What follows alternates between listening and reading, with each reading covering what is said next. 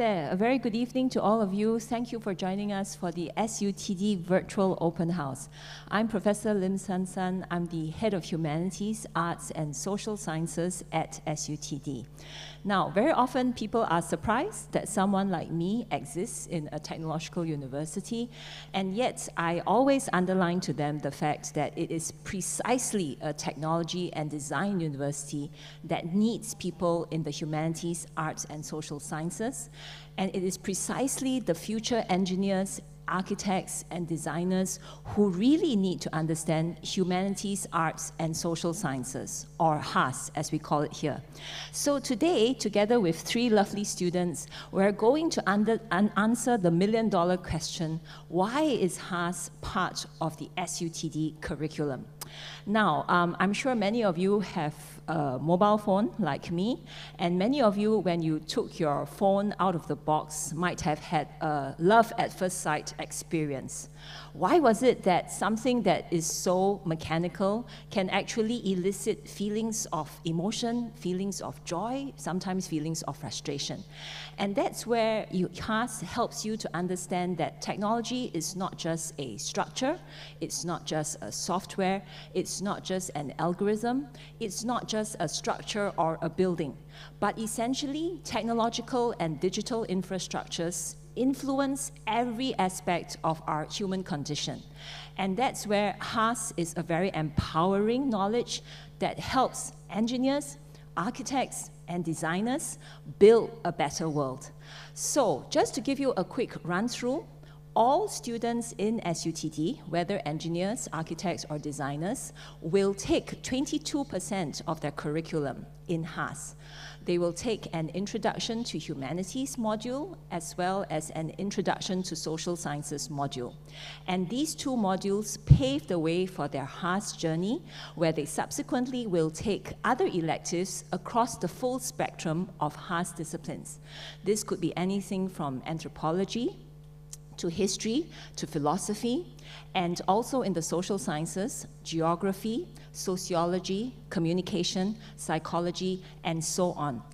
On top of these different electives, our students can actually introduce more coherence into their elective selections by opting for one of our two minors. The first is our Digital Humanities minor, where our students will use their technological knowledge, their understanding of digital programming skills, and analyze humanities content to uncover trends, to uncover certain kinds of big trends that otherwise could not be discerned by human eyes. At the same time, we've also got the Design, Technology, and Society minor, which basically empowers our students to understand what the overall impact of technology is on society, and they'll understand it from the lens of anthropology, where you look at cultures. They'll understand it from the lens of sociology, where we look at how societies negotiate technology. They'll understand it from the perspective of psychology, where we try to understand why people can be perfectly nice face-to-face, but are so beastly and obnoxious when they go online. So these are all some really fascinating questions that we feel HASS really provides our students with the tools to answer. Now, to give you a better understanding of our students' HASS journey through SUTD, we have three wonderful students with us who are from different pillars. The first is Joelle from ISTD, and we also have Yunqing from Architecture and Sustainable Design. And last but not least, we have Yongchun from Engineering Systems and Design. And each of them will share with you how HASS has made a difference to their SUTD journey and has really given them that edge that other engineers and architects or designers lack in a world where we are technologizing so intensively. So first up, Joelle, please. Hello everyone, my name is Joelle. I am someone who have always seen technology or technicalities and the humanities as equally important. So I'm actually part of the last batch of double degree program holders. So I do engineering in here in SUTD and business in SMU. And the only reason why I came to SUTD was because it had some place for the humanities. You see, I think if you want to be, an engineer a coder without the humanities. It's possible. But if you want to be a visionary, someone who knows and actively thinks about what they do in a meaningful way, you need something to do with thinking about human interactions and the way that society functions. And that's why I came to SUTD. So HASS has enriched my experience of technology and the stuff I learned in class so much more, because it gives that grounding, that context for why we do what we do, and the way that what we learn can promote human enrichment and flourishing in the long term. So that's what I do. Excellent. So, Joel, maybe you can underline for us your experience by drawing on the electives that you've taken and talking a little bit more about how they have enriched your learning. Sure. So I've taken so far 2 electives. The first is the question of being, which is a philosophy-oriented program where you learn about things like the Heideggerian concept of being and existence.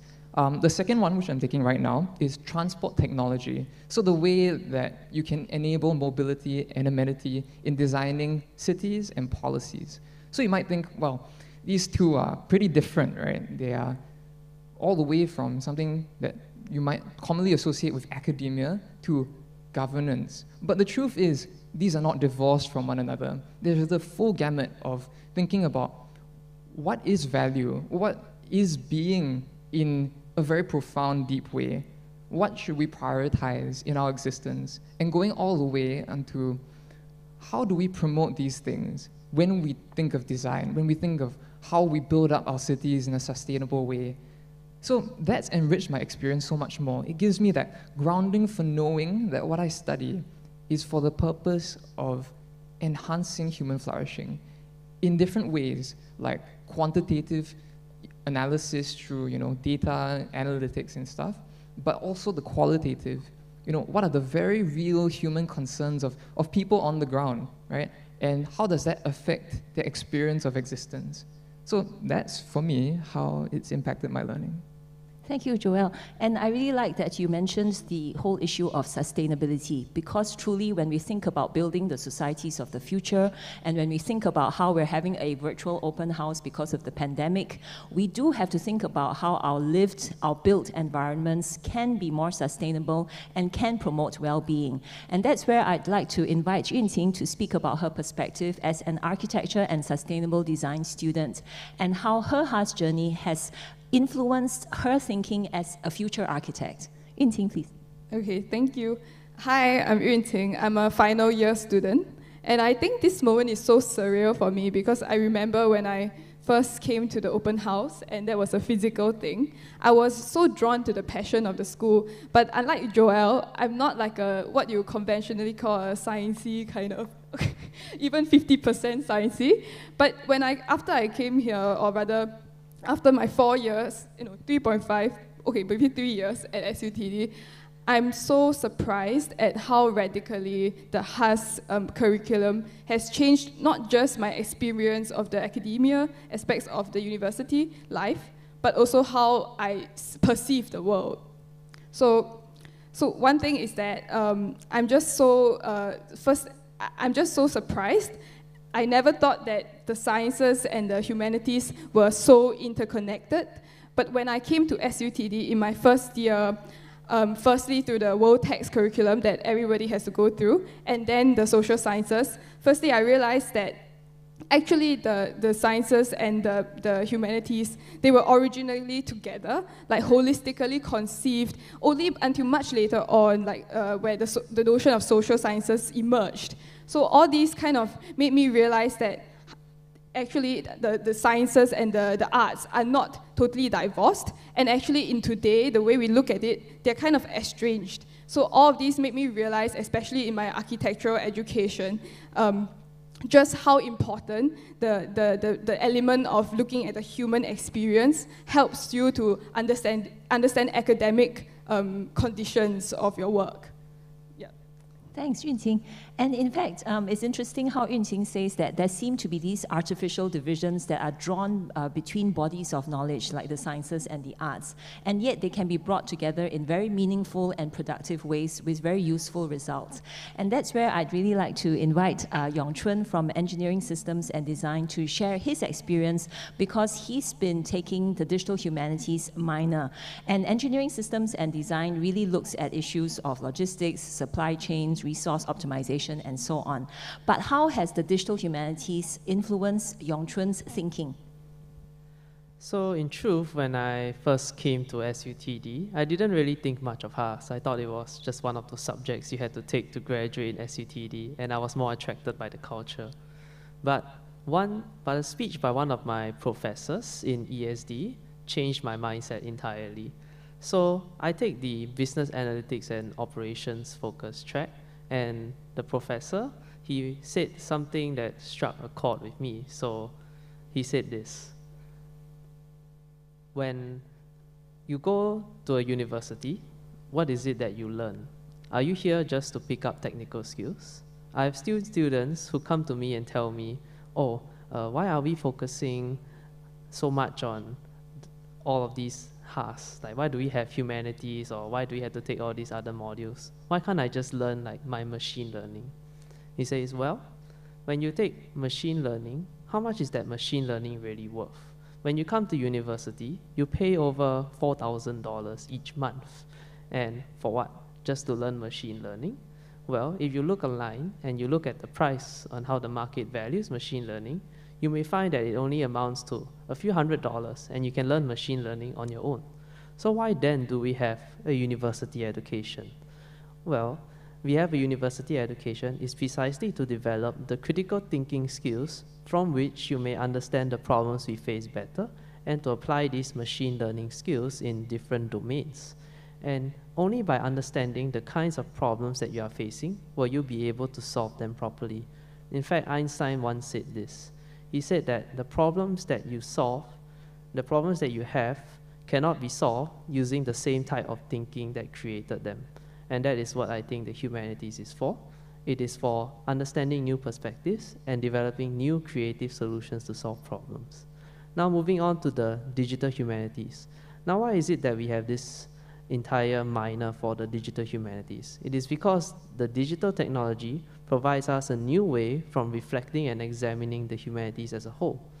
Whenever new groundbreaking research is done in the humanities, it is the result of each person with their own subjective viewpoint, looking at the text and interpreting it from a new perspective that has never been thought of before.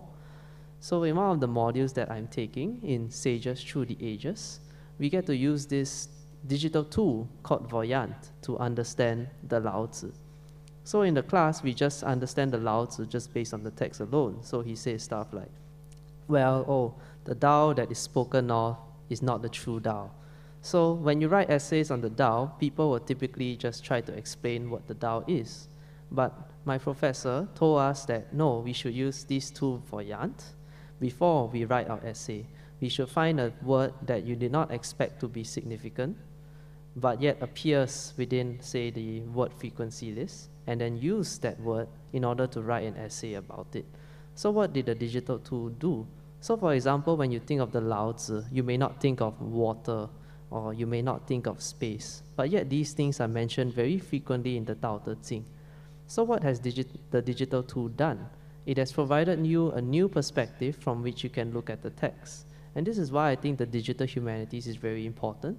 It gives an opportunity to examine our age-old traditions from an entirely new perspective, and it allows us to use that new perspective in order to create new change.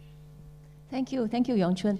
And that's a really interesting point that Yongchun has highlighted, which is that at SUTD, we don't teach HASS electives in the conventional HASS way. We don't simply make our students write essays, long analytical essays on different kinds of things. We actually expect them to bridge their technological knowledge with their humanities knowledge. So for example, our students may not write essays. They may use software and programs to analyze memorize literary content. At the same time, in our social sciences modules, they may undertake online experiments in psychology, or they may also, in the urban studies, social science type electives, they may use data analytics in order to answer questions. Joelle, would you like to share a little bit about that, about using data analytics in understanding urban trends? Sure.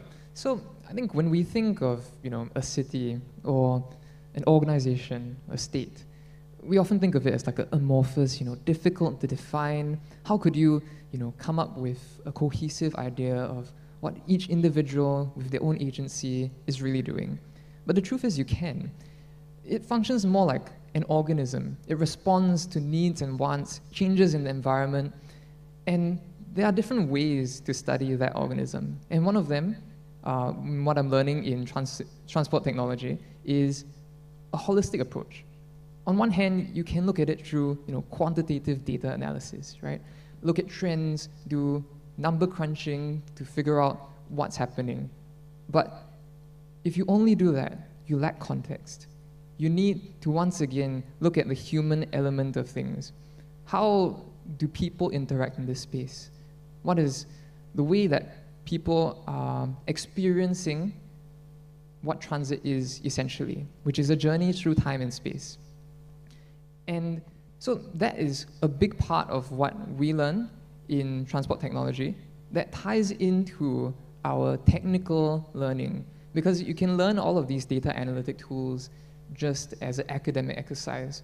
But unless you have the chance to apply that to a scenario that all of us experience every day, of going through public transport or taking a car ride, unless you get the chance to do that and realize how data analytics can impact your day-to-day experience, you don't have a way of expressing how what you're learning can really impact the lives of normal people on the ground. So that's data analytics.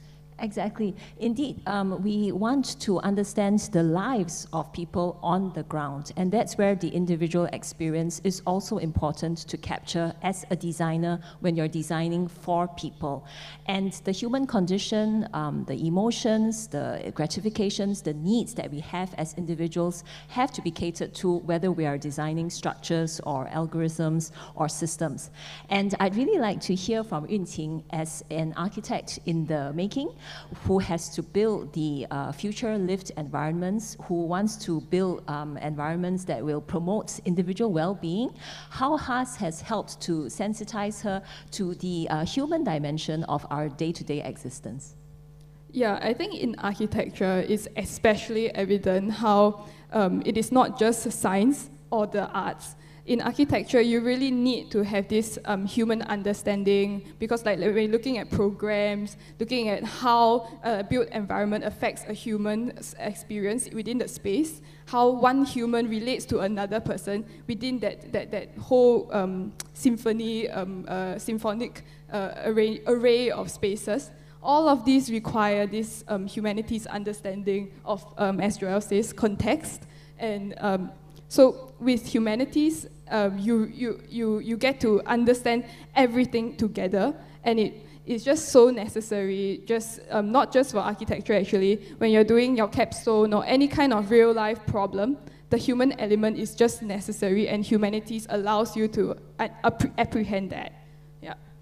Yes, absolutely. So I hope we've given you lots of food for thought, and I know that you've got many questions for us, and we're raring to go in terms of answering them. So, various questions. How do HASS lessons, assessments, and grading work? Now, essentially, HASS lessons are just like any other SUTD elective. They will take one term, and you will have continual assessments throughout the term, which would involve presentations in class. It would involve different kinds of assignments where you might do a little bit of writing, you might do some product design, You might do some prototyping and some brainstorming, but the whole idea is really for you to be able to bridge the different kinds of knowledge that you have in your pillars, the technological knowledge, as well as the humanities and social science knowledge that we have imbued in you. So HASS lessons, assessments, and grading essentially are graded on the same level and spectrum as the pillar electives. And essentially across your SUTD journey, you will take 7 HASS electives. So that gives you quite a lot of flexibility in terms of choosing electives that interest you and that speak to your passions. Can I take a minor in HASS? Yes, absolutely. And you can take a minor in HASS on top of the other pillar minors that you are taking. So a HASS minor does not preclude you from taking other technological minors. You can take a minor in ISTD along with, say, digital humanities, or you can take a minor in ESD along with design, technology, and society. So the minors essentially work to introduce greater coherence into your HASS journey, and they also work to augment as well as to supplement your pillar journey as well. Yes, we have 2 compulsory courses to take in HASS. These are our freshmore classes. The first is Introduction to the Social Sciences, and that's where, you know, we will introduce you to theories from Adam Smith to Marx to Durkheim and Freud, Simone de Beauvoir, and so on. And essentially, this is a very broad sweep of the full spectrum of the social sciences. It highlights for students what the different structures are in our society, whether it's political forces, whether it's the economy, whether it is issues of class discrimination, whether it's issues of racial, ethnic biases, psychological predispositions, and so on. But essentially, the Introduction to Social Sciences class gives students an understanding of what social sciences is about, so that in your subsequent years, you will be better able and better prepared to select social sciences electives that really speak to you and that resonate with your own interests. The other compulsory module is the World Text and Interpretations module, and this is an Introduction to Humanities module.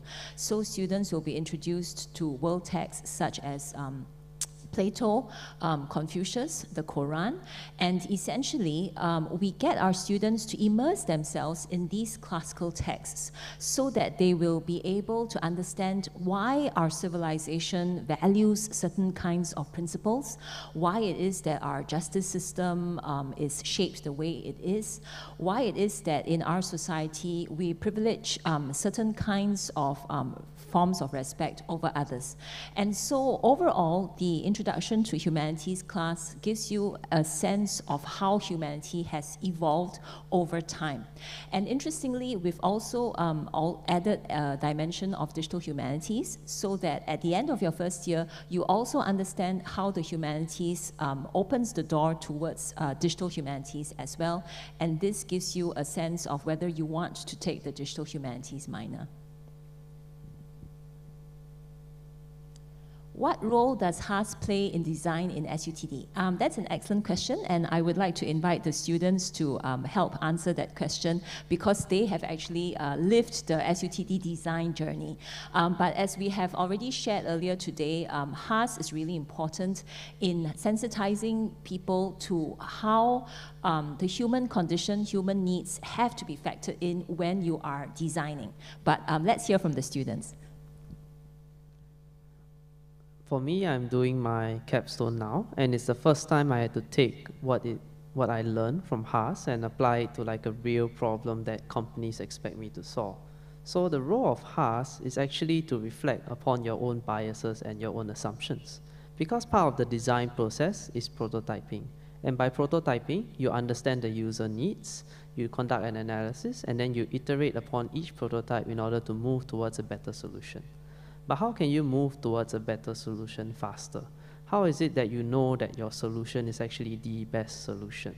That's the role of HASS, because HASS forces you to reflect on your own assumptions and your own biases when you formulate the questions to the companies and the people you are working with.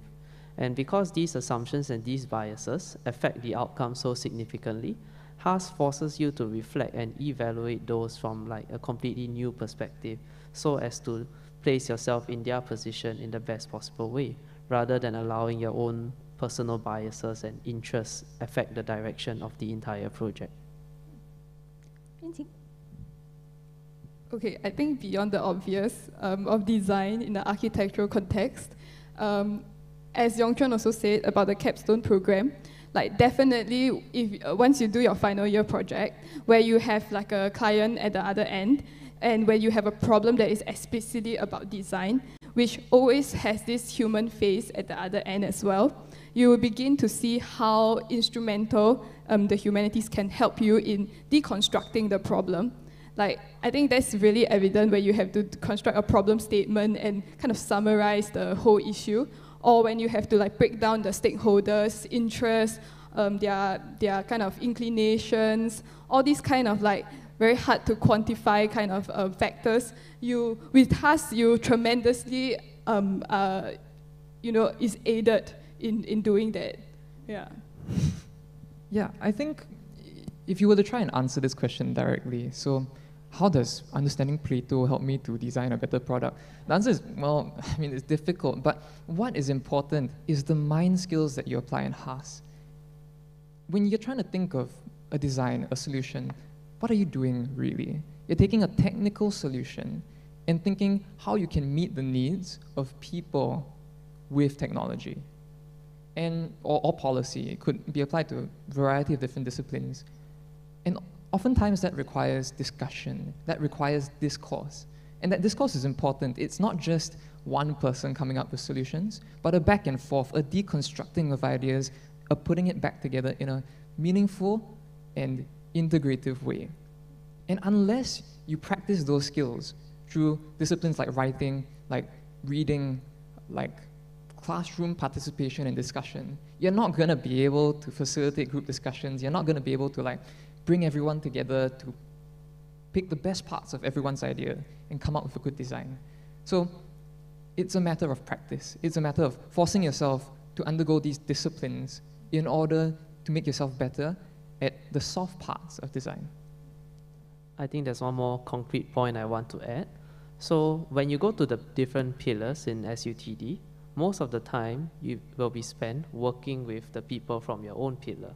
So HASS actually allows you to bridge that gap, because HASS is the only area where you're able to interact with people from different pillars and understand their perspectives, even while you are immersed in your specialization. So I think this is the most concrete benefit of HASS, in that it brings together people from multiple pillars so that you are always aware of the different perspectives while you're learning your own specialization. Exactly, and that truly prepares you for the real world, because once you graduate, you're going to be working with people from all walks of life, from different perspectives, different disciplines, and so on. So indeed, HASS does actually vest our students with very important critical analytical skills, and these are skills that will see you through the test of time, regardless of how technology evolves. I think we have time for one more question. For the students, what was the most memorable takeaway from HASS? So, anyone? Well, for me, besides what I shared earlier regarding my professor's perspective, it was actually when I learned about the question of technology. So we spent an entire term investigating what is the foundation of technology as a whole. What underpins technology as we understand it. And putting aside all of the different arguments, the final conclusion is that we gain the perspective that we are the center of everything. And it's because we are the center of everything which creates the majority of the problems today. So I can give one example. So normally when we look at environmental problems, we think the only person that could possibly be responsible for this is us. So we always try to formulate the problem of the environmental issues as something along the lines of, oh, it's because we are not aware of the damage we cause to the environment. It is because we ourselves are selfish and we do not care for the environment. That's why there are environmental issues today. So the result of this mindset is that we are at fault and we are to blame for everything that happens. But what is actually at fault is the way of thinking that underlies it. So this way of thinking that we are the center of everything puts away the actual issue in that we are actually not the center of everything. It is that it is a way of thinking, and this way of thinking is outside of our control. So for instance, if I walk into a room and I look at the chair always appears to me as chair. I am not in control of how it appears. Similarly, when good things happen, I feel happy. I'm not in control of that. When bad things happen, I feel sad. I'm not in control of that. So if we recognize it from this perspective, then we can understand why is it that there are some countries that not only have no carbon footprint, but even have negative carbon footprint. So this brought my attention to Bhutan, which is a country with negative carbon footprint. And the reason why they do not have these environmental issues is precisely because they do not subscribe to the way of thinking that created these environmental problems in the first place. And this sparked an inspiration for me to discover what are all of these different perspectives that we do not have today, which can guide us to a way out of the environmental crisis we face now. Okay, I really like this question because this reminds me that my biggest takeaway was actually when I was writing an essay, the final essay for the course Question of Being. and when I was writing the essay, I realized something. Because the course is looking at being, like what makes a person, and so on, right? But actually what is the embedded message that I took away was that what makes a person, or how we make meaningful sense of everything that we encounter, is through language. And I realized that we really, like before you even look at humanities, I think what is even more fundamental is that we need to celebrate language, which doesn't seem to be as prioritized nowadays. Like when the way for civilization to preserve and propagate the knowledge is through language, is the written form of like all the things that we have like essentialized, distilled, and so on. So that was really like the biggest takeaway for me from HASS, writing an essay, when I was writing an essay. Joel, to wrap up? Yeah, so for me, I saw one question there, which is, how is HASS different from GP? So I'm going to try and tailor my answer a bit to that.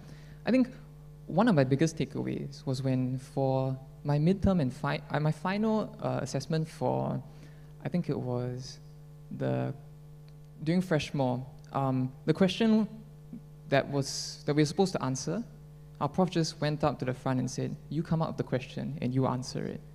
So, you know, general paper is a lot about you have a question, then you just pick from there, then you answer, then you try to score well for A-levels, right? But for this, it was so radically different from that. You ask your own question to answer it. But I think that's what I took away from HASS, which is it's not simply a matter of scoring well. It made me question, like, my professor actually touched on this, like, what is the purpose of your university and education? Is it career preparation? And the answer is, should it be? We've been on this enterprise of knowledge and acquiring information for so long through so many different systems, some of which the idea of a career just doesn't exist. We learn because we're trying to figure out our place in the world. And my most meaningful takeaway from HASS is this. When I was allowed to ask my own questions and answer them on my terms and no one else's, I did an essay on moral philosophy and the way that secularism interacts with using rights as a basis for laws and for morality. And that gave me a deeper investigation of my own moral frameworks and my own faith. Being able to have the independence to ask my own questions, answer them. That's my most memorable takeaway from HASS. Actually, fantastic. So just to round up that question about GP, I wanted to say that HASS actually delves into issues at much greater depth and with greater analytical sophistication. But I hope you enjoyed our sharing today. I am sure that you have found from our 3 students sharing that clearly HASS gives engineers, architects, and designers that X factor. It gives them that critical thinking skills. It gives them that power of macro perspective. and also, more importantly, reflection about social responsibility as well. So thank you everyone for joining us, and I do hope that you will join SUTD on our radical transformation of higher education. If you want an education in engineering, architecture, or design, this is the school to be for the future. Thank you.